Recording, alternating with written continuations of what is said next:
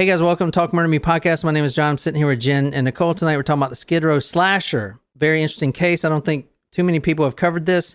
If you don't know what Skid Row is and you're a Supremo or one of our supporters, we're doing the live chat right now and we're on with all of our friends talking here, but I'm going through the Google Earth. I always knew what Skid Row was, but going through Google Earth really puts things in a different perspective. Like really dilapidated. So we're gonna. When I think of Skid Row, I don't know why I think of shit stains and underwear. Skid mark, Skid Row. Yeah. Not my underwear, just in general. Just to clarify. Well, there's a lot of Skid Rows. There's like one in Vegas. Yeah, I didn't think it was like a specific place. I thought it was just a term. I'm pretty sure all of New Mexico is considered a Skid Row. Oh, you stop that.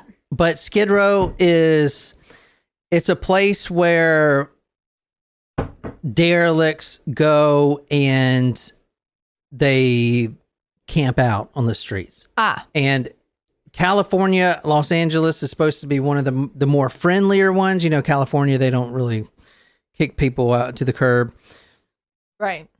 However, I mean, because we had kind of a Skid Row under the bridge. Remember that? Under the bridge in Charleston, there was that camp, huge camp. You don't remember that? Like, people would drive into Charleston, and that's the first thing they would see is this huge camp of tents, homeless people. So I don't know what happened to them. They were evicted. I don't know where they. When was this? It was like 5 years ago. And they went somewhere. They didn't kill them all. I don't know where they went. Probably to a different street. But they're no longer under the bridge. The Ravenel Bridge or the Mark Clark Bridge? Nicole, are you listening? Yes, I'm trying to send Dee a picture. Oh, which bridge? Wasn't it under the Ravenel? I don't know. It was downtown. Remember when we took our pictures for the Charleston City paper and there was kind of like not like right near where we were under the bridge, but like there was a couple of sleeping bags and stuff under. I think it's under the Ravenel. All right, so this is Skid Row. Oh, okay. Yes. This is Skid Row. Anybody on live chat been to Skid Row? This is crazy, Jen. That is actually the name of the street? Or this is just a Skid Row in Los Angeles? No, this is like this is like the more well-known Skid Row. There's a bunch of Skid Rows, but is there a Motel 6 over there? Because when I went to Los Angeles and I stayed in a Motel 6, did I tell you that guys the story about how I always want to stay in a Motel 6? Why? I don't know, because the commercials were fun. And then I actually did stay in a Motel 6 and I got there and I was like, oh. This is Skid Row, Jen. Oh, okay. This is not where I stayed. This is on Google Earth. Check that shit out, man. It's like on the streets. Okay. Yeah, those are tent, like encampments. This is Skid Row. This is a current Google fucking thing. Sydney thinks she's been there. Sydney did look like this. You see all the tent. Look at all these, like the tents and the homeless people. That's sad. But I remember when I was in college. Look at this shit. This isn't like back in the day. This is current. Yeah. the Google car drove through here probably in like last year, 2022. This is updated this year. Man. So this is what's happening on Skid Row. There's just people camping out. It was a community basically of homeless people, derelicts.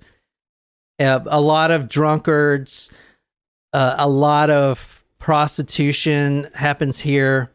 So this is Skid Row. This is an actual thing. What part of Los Angeles is this? Is lower, it like Lower California? Here, let me back out. I know where Los Angeles is. I'm talking about like what part? Is it West LA, North LA? It's right near the freaking main.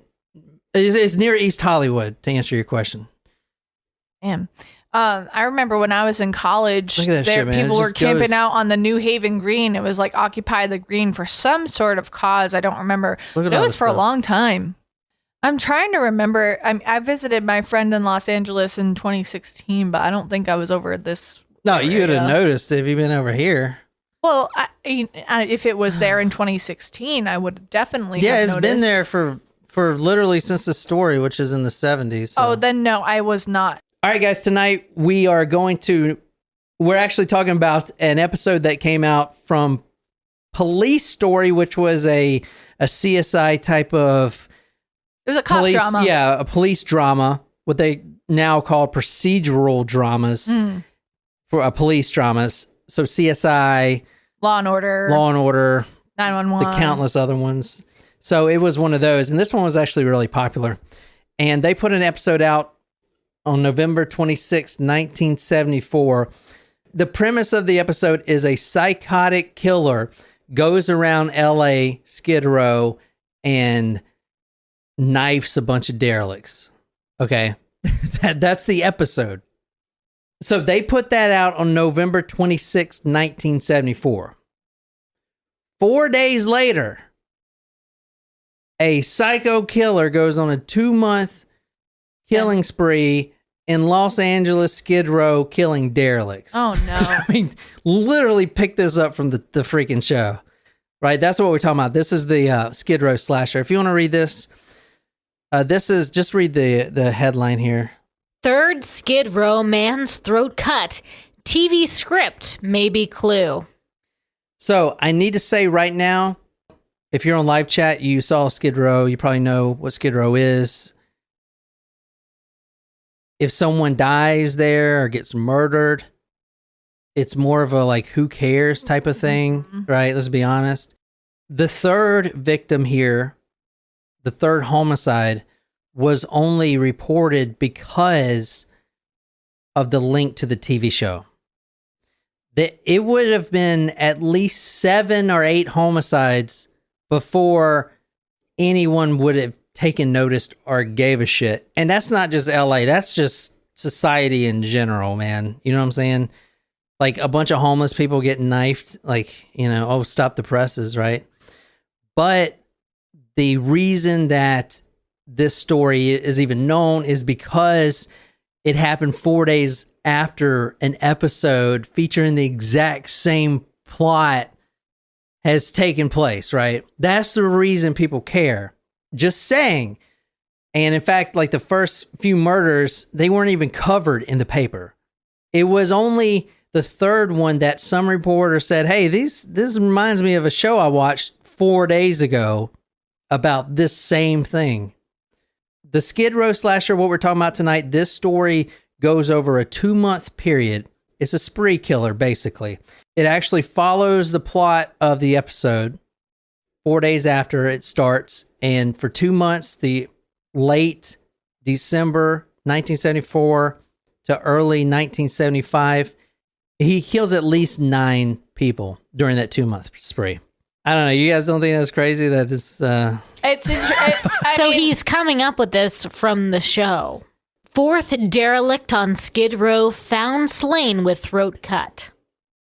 Police say killing bears distinctive characteristics of 3 previous murders, but decline to elaborate. That's from the Fresno Bee, December 12th, 1974. We're actually starting on the first murder day. This was December 1st, 1974. This is on Skid Row. And a little bit about the episode, not the actual killings, but the episode featured the killer who himself was a derelict. He was homeless, unemployed, and he would kill to symbolically punish himself for his own failure. So he was killing others, which in his mind was killing himself every time he did that, because he hated his failure type of thing. That was the premise of that episode. Got it. Yeah. But is that in the episode, or you're talking about the actual the episode? Okay, because I was like, how did he? Okay, go on. But what followed was the 2-month murder spree and one of the largest manhunts since Charles Manson. Why there was a large manhunt is only because of the TV show caused a national ruckus in the papers. Because, I mean, it's sensational, right? Oh my God, there's a killer emulating a TV show. Fucking crazy. Because otherwise, who would care? You know what I'm saying? Type of thing. It wouldn't even, none of these murders would even have made the paper. I can promise you that. So we're going to talk about the Skid Row slasher tonight. So who was killing these homeless people? One reporter says that, describing Skid Row, quote, death is as common as the empty bottles, end quote. I'm actually starting with the third victim tonight, Arthur Dahlsteed. He's the third victim. You look up his name, you don't see anything but the fact that he was a victim, but I knew there was probably something more to his story. So I wanted to try to figure out, who is this guy? How did he end up here? Is he just some homeless Yahoo or whatever? Like, how did he end up here? He was killed December 11th, 1974. This is the third victim. We don't have a picture of him. 54 years old. This man was a United States Navy veteran. Not only that, he was also a World War II POW. He was a World War II POW. He was serving in the United States Navy at the time, and he was captured by a Japanese commando unit, and he was imprisoned in this POW camp and tortured for months in Osaka. I showed her the pictures. I thought I'll put them on the slide, but they were just pictures of random POWs that got caught in Japan. And do you remember what they look like? Most of them were skeletons. Like if you think of the Jews that in the concentration camps, the Americans look like that. The Japanese would starve them. They would beat them, kill half of them. So the fact that he survived as a POW in this camp is pretty incredible. But then you think about it, World War II ends. Okay, what now? He comes back and he drowns his sorrows and his guilts of war and all his flashbacks and all that shit, the PTSD. He finds comfort in the bottle. He ends up on Skid Row. That's how he came from. Originally from Tennessee, now he's a drunkard. Skid Row. Just like probably many of the veterans. Anyway, a friend found him dead on the doorway at an alley of 5th and Town Avenue. This was on Skid Row. All this is right there. If you go off the street a little bit, there's, I'm not from the city, guys, so I'm going to try to explain this. But a big city, you go up the stairs to like someone's house. Mm-hmm. If you go down the rough neighborhood, sometimes you see the homeless sleeping there. On the stoops? On the stoops, is that what they're called? The stairs? Yeah. Yeah. So stoop kid doesn't leave the stoop. Yes, is that what you're thinking? Mm-hmm. So he was sleeping there, and he would be transient. So he would sleep here one night, and he would sleep under the library one night, and under this bridge or whatever. So he'd move around. A friend found him. Another man like him, down on his luck, found him. Went to check on him, and he was still kind of wrapped up in the sleeping bag. But he noticed a large amount of blood dripping down the stairs. And from the Los Angeles Times, December 12th, 1974, quote, this is about the friend. The acquaintance stumbled back to the street, waved down a passing motorcycle policeman, and led him to the body. The man's throat had been slashed from ear to ear, end quote. He was attacked as he slept. One paper I saw described it as the blood dripping down the stairs like a tipped over paint bucket. It was so much blood just dripping down there. And it was cold too, so it was all coagulated and stuff. And that's how he went out. POW had survived that unsurvivable, insurmountable, starved to death, skeleton when he was finally rescued. Hopelessness. Most of his comrades died, survived all that. Couldn't get a job like many of the vets in World War II. Didn't want to get a job, maybe in some cases, used alcohol, ended up on Skid Row. That's his life, and that's how he ended up 1974, December 12th, dead on the steps. So that was the third murder. There's 2 others before that. But that was the last victim. No. He's killed 9 at least. We're going to go through all of them. This was the third. Sorry, but this is the reason I started with the third is because that's when the papers gave a shit. Right. That's when the reporter was like, wait a minute. What the fuck? This just happened on TV. Someone's doing this in real life. Did someone on the television production know that this was happening and write a story about it? Or was it aired first and the person was a copycat killer? No, they did. That is a good question. I did see them because they always interview the directors and stuff, and it's got to be kind of surreal. I remember in that one case we did with the Laughing Jack, I think it was, or one of those creepy pasta cases where they interviewed the creator. Man, it was a Slender Man. Slender Man. Yep. Mm-hmm. And they were like, do you know your story that you wrote for this website, Creepypasta, resulted in the stabbing and death of yada, yada, yada. And I mean, he was saddened. I think we read that quote, but it's just kind of surreal to know that what you did that. Even it was unintentional, obviously. Mm-hmm. So, I mean, you could tell the same with the directors. Obviously, it's no fault of their own. And, you know, people take creative liberties in life. Yeah. I mean, I'm sure it happens now with people watch CSI and it's like, or Snapped or whatever. Gosh, all kinds of different TV shows about murder. Yeah, all kinds of podcasts. Give us idea. All right, so that's why I started with the third murder. The first murder happened December 1st, 1974, Charles Jackson, Louisiana, same shit. Derelict, no photo, throat slashed ear to ear. He was actually found at the public library. Oh. On Skid Row. If you keep going down there, you'll see a public library. We can go to Google Earth if you want, but if you want to read this, Naquiz. Faint, bloody footprints on the sidewalk suggested a possible frantic attempt by the victim to escape the savage attack, only to be dragged in under the trees and left to die. He was at the library. When I was on Google Earth looking at the library, just like many libraries you see the shrubs that surround it, in the big cities. In those shrubs, these derelicts could find some sort of warmth because the wind is being blocked by the trees and stuff like that. And maybe the mulch is warm. So he was sleeping in there. And as you read, he was pulled back under the trees kind of thing. So I guess he woke up because this killer kills when you're sleeping. And I guess it's at night. So maybe sometimes you think they're sleeping and they're not. Mm-hmm. But most cases of these murders, he killed while they were sleeping. So he probably woke up or whatever and tried to leave, and then he was drugged back.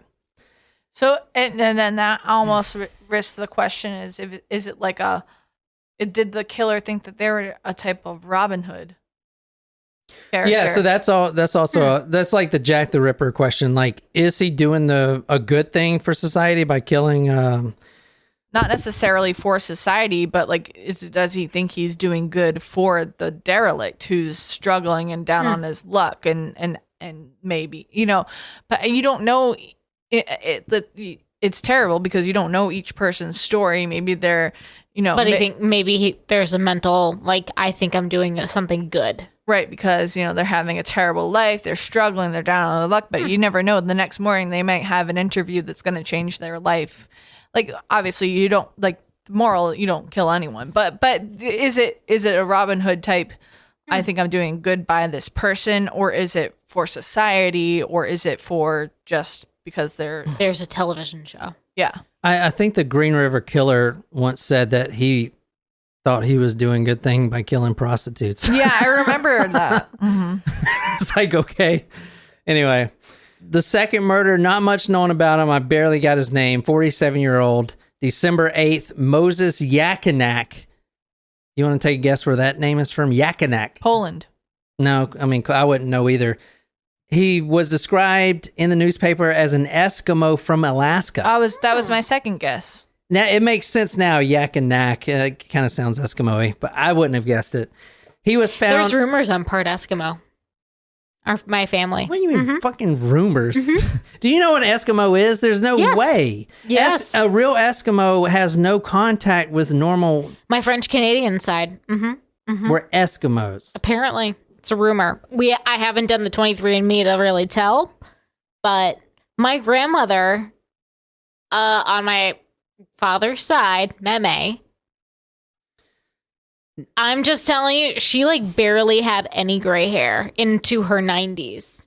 Oh, so yeah, that does make her an Eskimo. No, it's just like part of her traits. Hitler was a Rothschild. Oh, God. I know. Is it bad that like I don't want my DNA to? I will never probably submit a 23andMe, but I want to know. I do want to know. I want to know. My like, sister maybe, did it. Like so my mom, maybe, or my sister. I don't know. My DNA is all over every state in this nation, and every rest stop.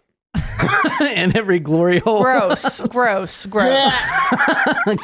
hole. You're telling me you went to every single rest stop in the United States. Where do you think those glorious holes come from? I drill them out. Back in the 60s and 70s. Before he was born. But this is when before he reincarnated into himself. Mm. Got it. Yeah. So I had the smaller ones, you know. A pencil thin mustache, if you will. I wish I had a pencil thin mustache. Once the 6th and 7th and I can solve some mysteries too. Has anyone heard of this one? The story? Let's find out. Has anyone heard of the story? Everyone's gonna say yes. I want to tell you, there is more than one Skid Row slasher. Okay, Ooh. I found out. I need to finish my Lizzie Borden story. Yeah, I've been wanting to do that story, but I'm like, well, maybe Jen will do it by episode like 500 or 600. Shut up. Do you want me to do it, or do you want to do it? Do you want to do it, or you want me to do it? Well, I mean, it would be good for, search engine views since it is so popular, but if you want to do it eventually, maybe once... Never mind. I am being like genuine. Do you want to cover the story, or do you want me to cover the story? Jen, I know you're trying to push off the story. No, I'm not trying to push off the story. I literally had this conversation last night. I was like, I need to do my Lizzie Borden story. With who? With Tara. I'm going to ask Tara. Go ahead. You can ask her. Was it in English or Greek? She was in my sorority. It was an English conversation, though. No, I'm serious. Do you want me to cover or do you want to cover it? Jen's going to cover it. Because I have attempted to cover my own stories. Yeah, it's fucking hard, isn't it? It is hard. I didn't say it was easy. That's why it's been taking me so long, because I need to, not only do I need to know all of the facts, I need to have a PowerPoint so that I can show the audience. You don't have to have PowerPoint. I just use PowerPoint for the pictures. That's what I'm saying. I need to put together a PowerPoint so I can organize my thoughts and the pictures. Lauren says he thinks Jen should give it a go. When do you give me a deadline? Tuesday. In 3 days, Tuesday? I have an assignment due for my CDF class on Monday, so maybe Thursday? I ain't counting on it, Jen. I mean, if you surprise me, we'll do the story, but I'm going to also have stories planned out. Do you want me to have it done next week? No, or the week after? Jen, I don't know, man. No, I'm serious. Don't rush it. Give me a deadline. No, what's your, you need to plan that based on your own schedule. Why don't you tell the world when it's going to be out? Like this podcast, be like, on this date, this episode is going to be out. And then if you miss it, then you're going to feel bad. Okay. But don't. If you want to wait until the school year's over, don't get too overconfident, man. Because no, it's hot. Don't over. No. Don't over promise. The reason I can do 3 stories is because I've been doing it for 4 fucking years. I know how to put these stories together, kind of thing. It's probably going to be something over the summer, realistically. That's fine, but I don't want to keep pushing it off either. Yeah, because I mean, people do request that story. All right, how about you give it Memorial Day? April break. I'll work on it during spring break in April, or after by Memorial Day. By Memorial Day, we'll have it. 2022. This year, we will have it by Memorial Day. I'm going to work on that during / before April break. BC or shut up. Before Common Era. What is the other one? What else? BC. Did other people say if they want me to do it or John to do it? Because if the people want John to do it, then he can have it. They don't want me to do it. They don't want me to do I'm hearing Jen. So only one. I'm hearing Jen. Okay.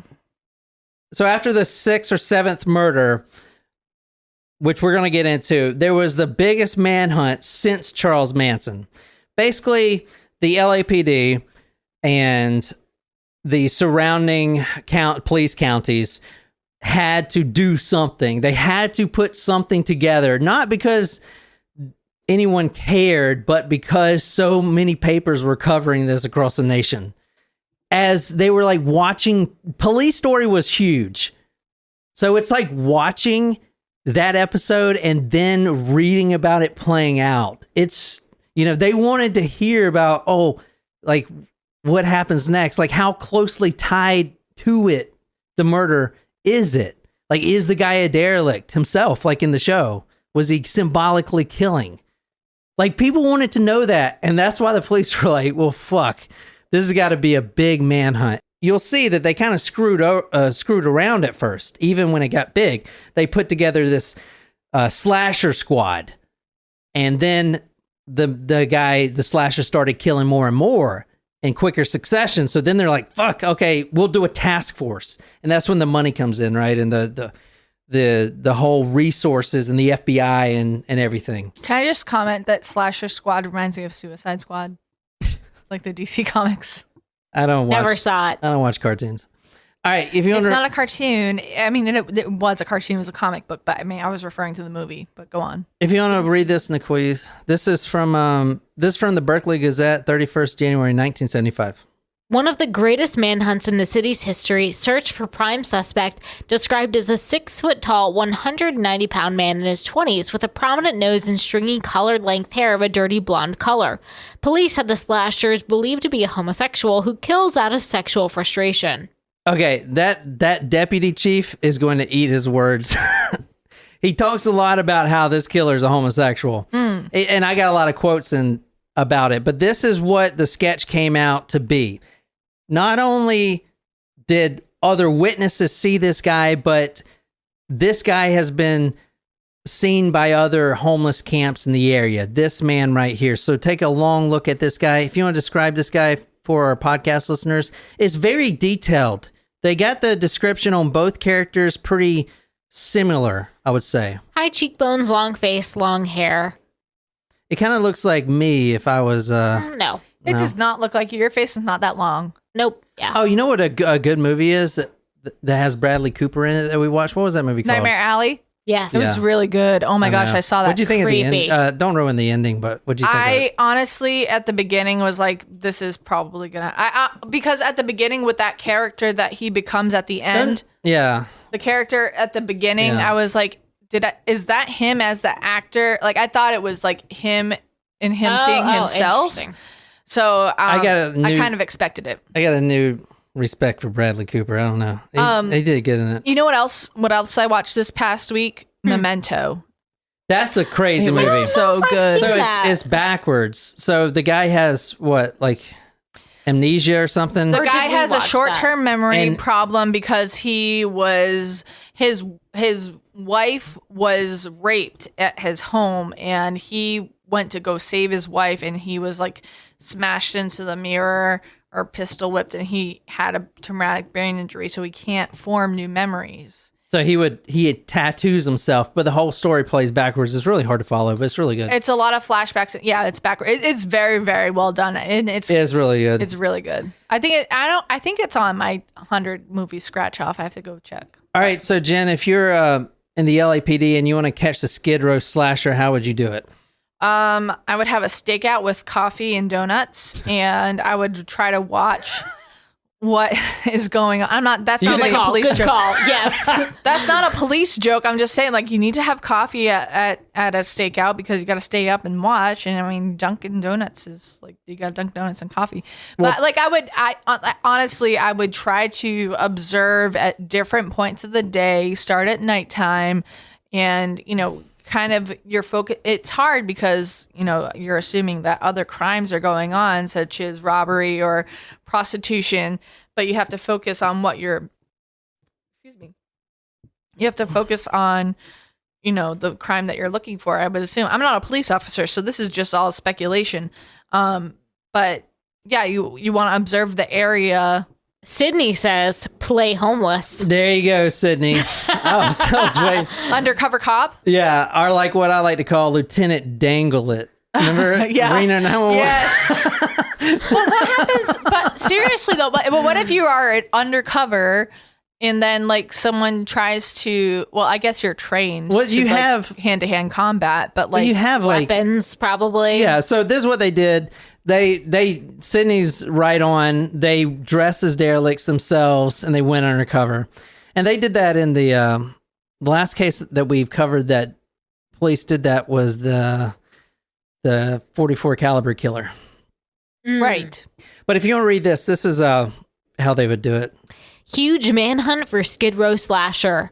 Police disguised as derelicts fanned out into the dirty streets Thursday, some lying in wait in dingy hotel rooms, others haunting the all-night cafes and alleys where frightened men sought solace in bottles of cheap wine. Okay, this is from the... Like Boone's wine? This is from the Berkeley Gazette right here.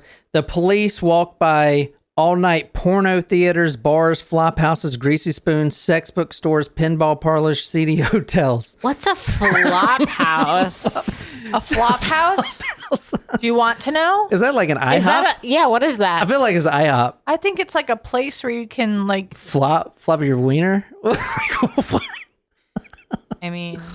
What is a pinball parlor? Like that's like an arcade hall. Like in the 70s, like the pinball was a thing. Like remember the Who song? He's a pinball wizard. Oh yeah, I fucking hate the Who. All right. Okay. Well, so you hate the Beatles also, so you clearly don't have a great taste in music. Wait, but what's a flop house? I don't know what a flop house is. Look it up. I think it's like almost like a brothel, but for men, maybe. I don't know. This is also a guess. All brothels are for men. What the fuck? No. I think men to men is what she's saying. No, like I meant like men to women. I don't know. It could be anything. Who knows? Can you Google it? Hey Siri. No. Hey Siri. We don't have such things in this house. All right. So, however, this caused the slasher to focus more indoors and not on the street. And not on the streets. I did ask the bigger group. Here's what's happening, guys. 4 people he slayed on the streets while they were sleeping. Pushed some of them, kind of threw them back under the library steps, killed one on the steps, as you saw. But now, police are dressing as derelicts, and this is a paper from the time of this happening, so if the slasher has access to papers, he can see what they're doing. The police are dressing as, I'm thinking of that guy of the Reno 911 with the roller skates. What's his name? Dangle. No, not Dangle. The one that's always like prostituting himself. I don't know. A flop house is like a homeless shelter. You have a place to flop. Oh, there you go. So, okay, so I was wrong. I'll admit it. I don't care. These undercover cops are now on the streets, and where does that put the slasher? Not on the streets, because he don't want to get caught. He ain't stupid. So he starts going to these seedy hotels where normally the population of these down and outers in these is kind of these hotels that you can rent like a by the hour type place? No, not by the hour necessarily, but you can rent a room for a week or whatever. For a week, yeah. Real seedy, shady hotels. Like the Motel 6 I stayed in? None of the people in that low level of society, which he is killing, was worried if they lived in a hotel room. However, the next 3 murders he would commit would be committed in such a quick succession. Remember, it's only a 2-month murder spree. 3 men killed in quick succession in their motel room where they thought that they were safe because they were under the protection of a roof, right? But now this slasher is going into the hotels. That wasn't on the TV episode. So he's kind of taking it up a notch, right? So now is when you start to see the police giving a shit and society giving a shit, because they're like, okay, he started with the under the bridge derelicts, but now he's in the cheap hotels. It seems like he may be rising and up he's social, not following the script either. Yeah, it seems like he may be going up the social ladder, but no, he's still killing unemployed and winos or whatever. So, but eventually he does go up the social ladder. And I'll tell you, before we go any further, I'll tell you which Hollywood actor nearly escaped death from the Skid Row slasher. Who? I'm going to tell you at the end. It's like a clickbait shit. Oh. I'll tell you which one he broke into the home of, and this guy barely escaped. Very famous actor in East Hollywood. So this guy, the Skid Row slasher, is he is climbing the social ladder, and that's when police are like, fuck, we gotta do something, because what if he kills someone of wealth? What if he kills a Hollywood actor or actress? That ain't gonna be good. Anyway, one drifter would tell a reporter about if he was scared, quote, "It don't worry me. I know I'm doing God's will. He isn't going to let nothing happen to me." However, you got to remember that the killer is killing these residents while they're sleeping. The police chief deputy that we're going to talk about here in a second puts out a press release and says that this Skid Row slasher, who is now unknown, quote, is a warped homosexual who hated his father. A psychotic who hates homosexuals, maybe even a woman with some bizarre motive. So he says he's a warped homosexual that hated his father. This isn't the FBI profiling. This is the deputy chief making shit guessing. Up.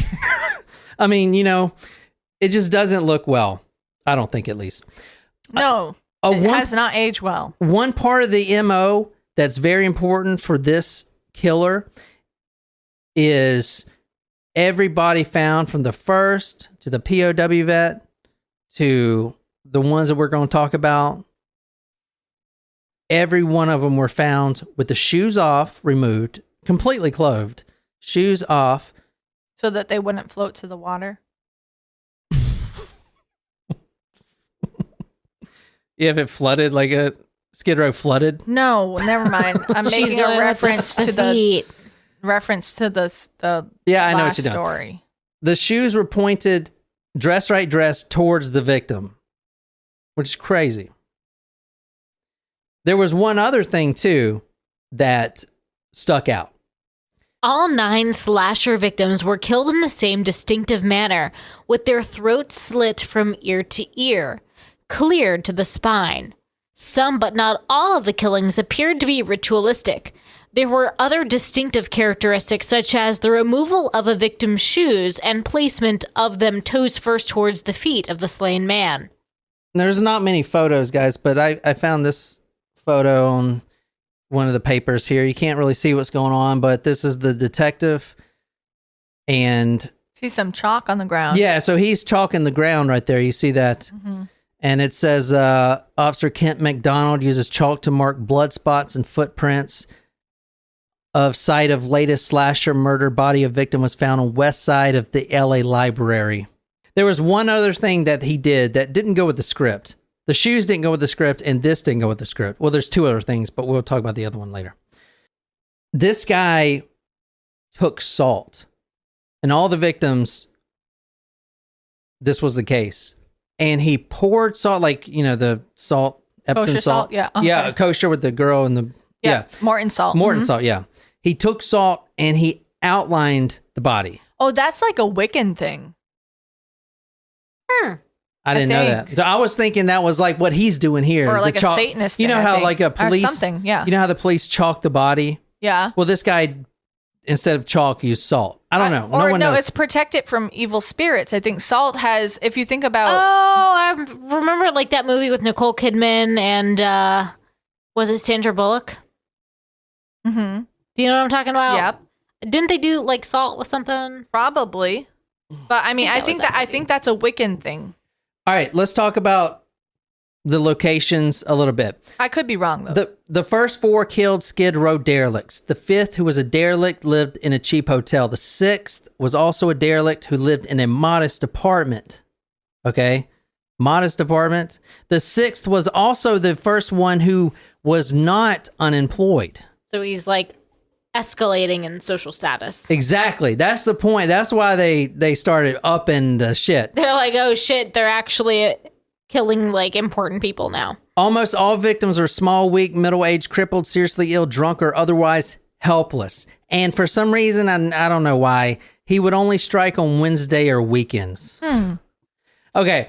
Interesting. Now, the detective, Deputy Chief George Beck, had a lot to say about this guy's sexual preference. He said that he was, quote, a sexually impotent coward who hides in the dark and preys on weaklings and cripples. This guy's a jackal, venting his own feelings of worthlessness on hapless derelicts and down and outers. And also that he's some loner, some guy who probably lives like a hermit and only creeps out of his hole to commit these horrible crimes. And that there are strong implications in these killings of his sexual impotence and his feelings of inadequacy, end quote. None of that makes any sense. The guy, I mean, there's no, like, why would you think this guy is gay? I'm so confused. Anyway, it's just crazy how, like, narrow fucking tunnel vision this guy was. He was like, this guy hates his father. Look for that. Who hates his father? It's like, what the fuck? What does that even mean? Anyway, there was also one other thing that we got to get through. This is, you ain't going to believe this, but I'll show you the sources where I pulled this from. The Skid Row slasher did something that even the directors of the Police Story and even nowadays couldn't even think of. The throats of the slasher victims were cut from ear to ear through to the spine. Investigators said the killings had a ritualistic overtone with evidence that the attacker drank the blood of his victims. Bloody glasses were found at 2 killing scenes. The shoes of the dead were removed and placed facing them, authorities said, and there was salt sprinkled around, creating a bloody mosaic. He's drinking the blood. This is some sort of ritual. But is it though? Because this happened 4 days after that story came out. He obviously saw that episode. I mean, is that just a coincidence? Well, maybe they were. Maybe the suspect was planning some sort of attack or trying to plan who to carry out his ritual on, and then he saw the TV episode and was like, "Oh, that's a good idea. I can just use people who many people think don't matter to society." What Nicole read was from the Spokesman Review, 30th December 1976. Let's talk about the MO change. Serial killers sometimes do this, and I like to think of it like anything else. When you start something new, you like to change, like a hobby or something, you always change things around. However, when someone's been doing it a long time and then suddenly change their MO, it can throw police off. The MO change is the climbing of the social ladder.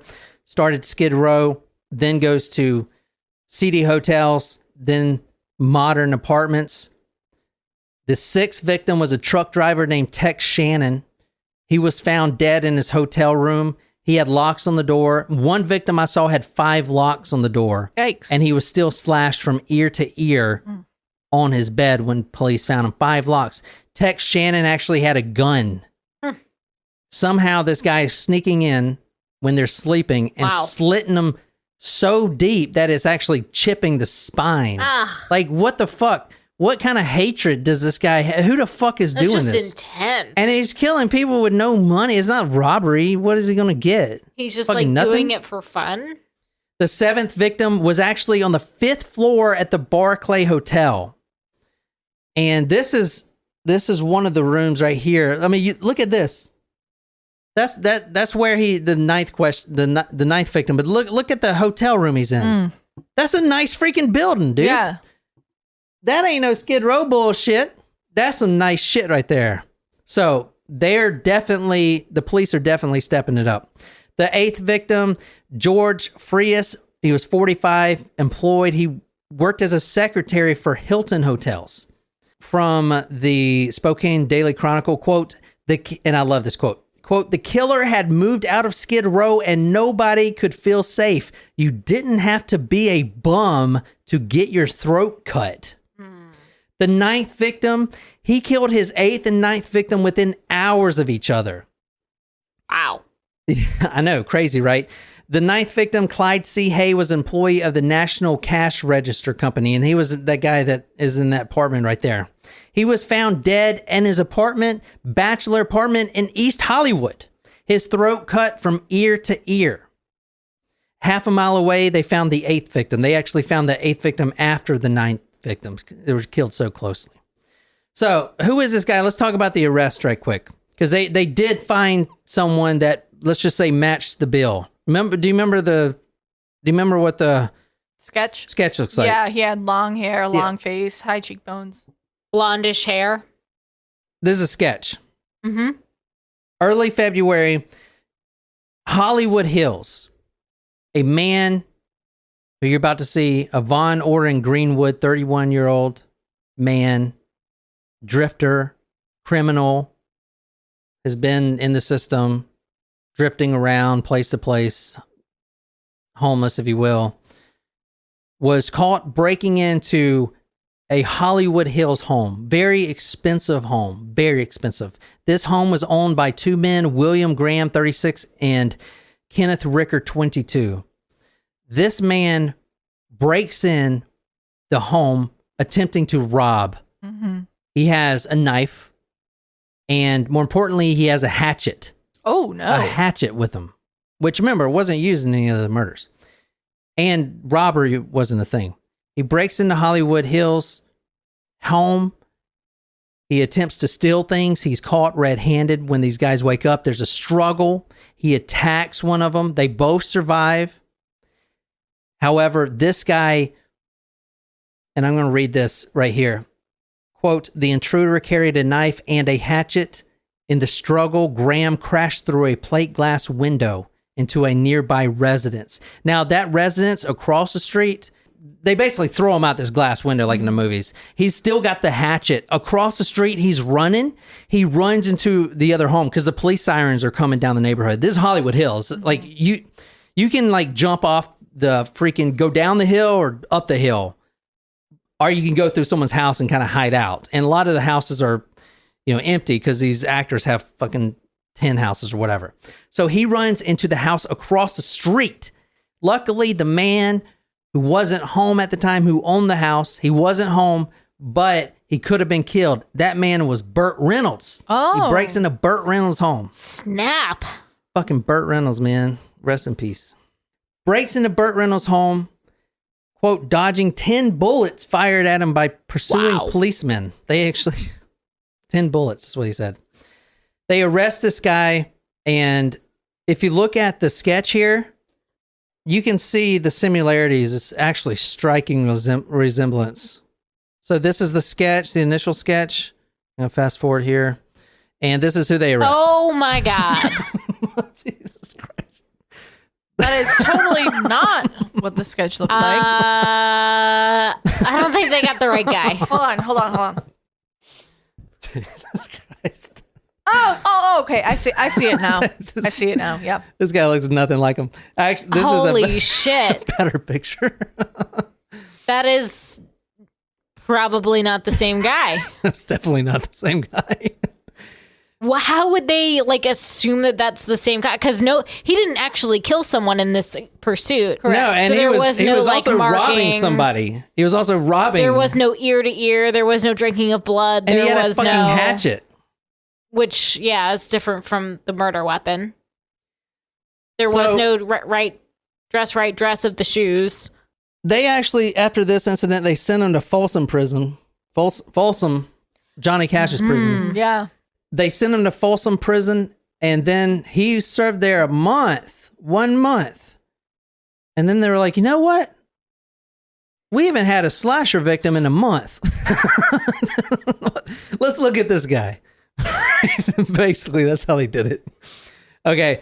I'm pretty sure that's not how you're supposed to associate somebody with 9 other murders. He was already serving 32 years to life in prison for what he had done in Hollywood Hills. I know, right? Seems really he broke into Burt Reynolds' home, man. Yeah, but it's not like he... technically non-violent. No, but he attacked someone with a hatchet. True. Yeah, that's true.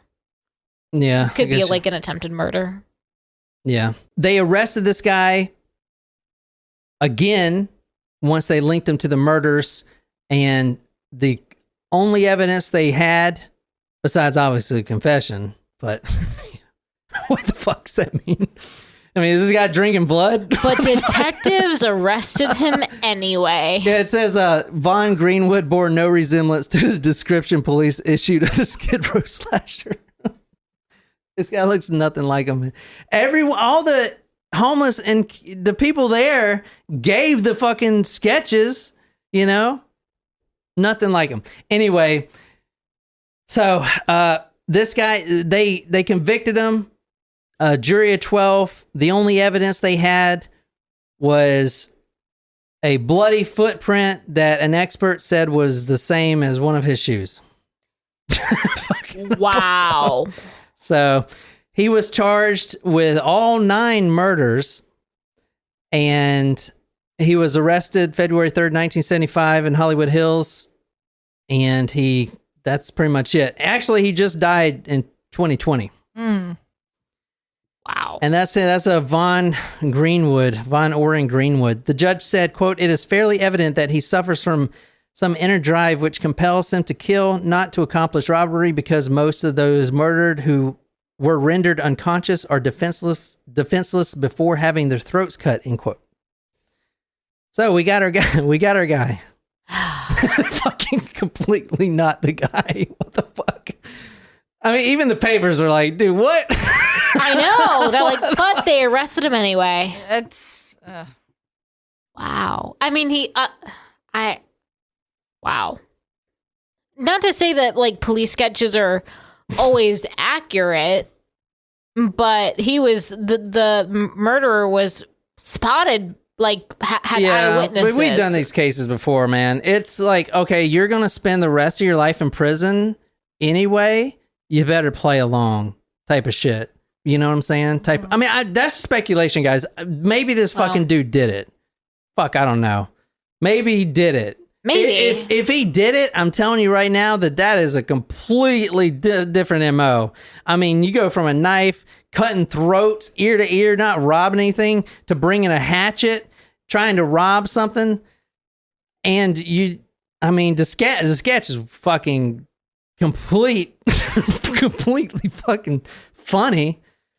I mean, he was already serving life in prison. I'm just saying, man, it'd be too easy to... Yeah, Lauren says racial profiling at its finest right there. This is also LAPD, and LAPD does not have the best track record with any racial doings. There you go. So you guys already fucking know. That's awful.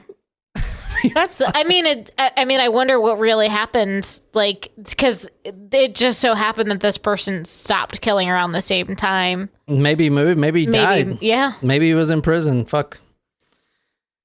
Maybe it was him. But I'm saying, man, I don't know. The LAPD has had this problem before. It's not just me that doesn't think this dude. Like, none of the reporters what? No, yeah, they're kind of like mocking the situation of like clearly this isn't the guy. I mean, this guy was drinking blood and fucking all kinds of shit. I couldn't find anything on his background. It's kind of obscured. He went silent in prison, complete silent, no interviews, nothing, no media coverage at all, nothing. Barely even news of his death. Wow. Nothing. This is a serial killer that you don't hear too much about ever. So kind of, wonder why. Which is kind of interesting to me, because that's crazy. Like, why was he so silent? But I'm not saying he did it or didn't do it. Honestly, if you ask me, I think they got lucky that a freaking guy stopped killing people, and they had to blame someone. I mean, yeah. So. But that's just my opinion. Not saying that's real or not. All right, well, I guess that's it. We're going to get off here, man. I'm fucking done. This is 3 episodes. Holy shit. That was almost 5 hours We of almost recording. started on time. That was pretty, accurate. It's been almost exactly 5 hours. And I hope you guys like this time and format and stuff. From now on, I'm going to try to get these stories. And I don't know. I hope you guys like the stories. I'm trying to do stuff that no one's done, no one's heard of. Because I know you guys binge a lot of true crime. So anyway, good stories. If that's it, man, we're going to go get something to eat. I love you guys on live chat. And for everyone on listening to the podcast, thank you for listening to Talk Murder Me. And my name is John. And until next time, good night, you lovely, lovely people.